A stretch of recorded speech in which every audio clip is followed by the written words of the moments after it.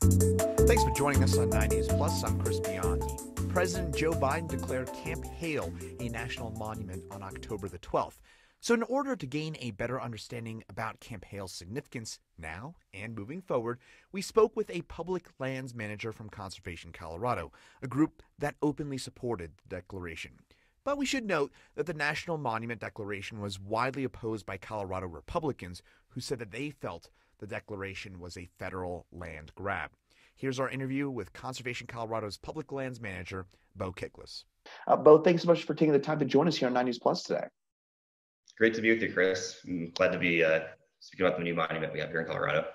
Yeah, I think a lot of us are certainly intrigued by what the monument is. I will say, this may be a little anecdotal here. I think before the pronouncement, there may have been some questions about exactly what Camp Hale was.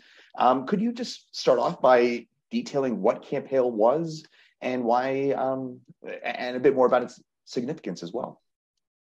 Yeah, so Camp Hale is a really special landscape we have here in Colorado, and folks may or may not be aware, but this is where our 10th Mountain Division trained for World War II. They trained in the high alpine and went over into the Alps and fought in the war, World War II. And it's really rare that we have opportunities to experience World War II history right here in the United States. And this is one of those few places that folks can go out on the ground and experience it up close and personal. So this is a really special place that we now can say is conserved for forever for future generations. For sure. And I guess one other thing to perhaps keep in mind, you mentioned it was a World War II training site. Is there something else about Camp Hale and the site that it sits on that adds to its significance? For example, the views. Is there something else about Camp Hale that adds to it aside from the historical context? Oh, it's an incredible landscape. If folks ever get the chance to get out there, even drive alongside the north end of it on I-70, heading west, it's a beautiful landscape. That the Tenmile Range adjacent to there is an alpine landscape. Supports an abundance of wildlife. It supports a variety of outdoor recreation uses, and is generally our public lands are really important to our tourism economies and some of these communities around the area. And they truly are some of our most exemplary public lands that we have in the state. So what is actually on the land that comprises Camp Hale right now? Is there any sort of structures? Is there a lot left behind from the World War II training ground? So there are some remaining structures that are still in place. Much of the camp was decommissioned and broken down over the years following the war and being used as a training ground. But there are certainly still remnants of the activity in that area. For example, the Army Corps of Engineers actually channeled the river through there into a straighter fashion, kind of taking away its meandering natural course. And so there's definitely remnants of the human presence that existed there to this day. And I would anticipate with the declaration there will be some adjustments made to Camp Hale. Will a museum go in, or is it too early to say? Any ideas about what will happen to the site?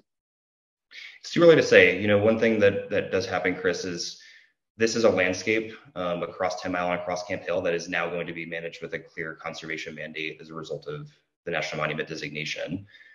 What that means for the landscape on the ground remains to be seen. There will be opportunities for the public to engage in planning for the future and ensuring that this place is managed in a way that is consistent with conservation and for future generations. So how will that look moving forward? So you mentioned that there's going to be conservation kind of boundaries or guidelines attached to this. How does that work? You mentioned that there's going to be some public input. What will that look like over the course of the next few months? Next few months is, generally these things take a little bit longer. And, we will see, a planning process commence at some point in the near term future. Hard to say exactly when. And again, that will provide opportunity for the public to engage and weigh in.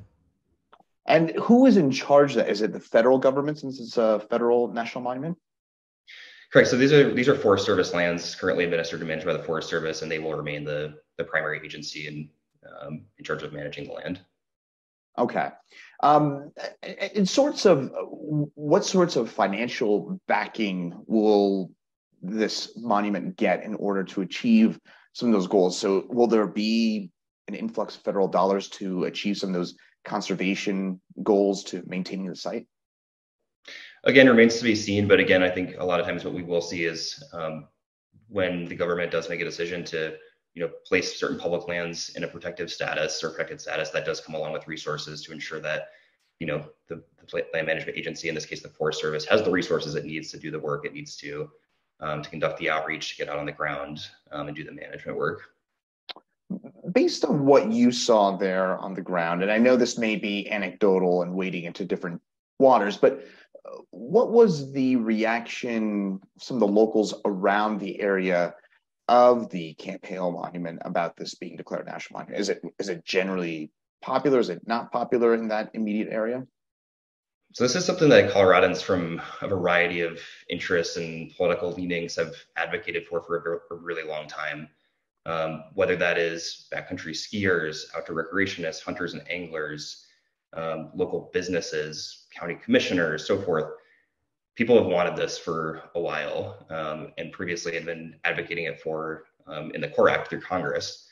And really, we have a lot of gratitude to owe to Senator Michael Bennet for his tireless advocacy to help get this done as a monument, really leaving no stone unturned in the process to deliver real results for these Coloradans. We know public lands and protections for public lands are very popular amongst Coloradans, and this is something that folks across the state are celebrating today.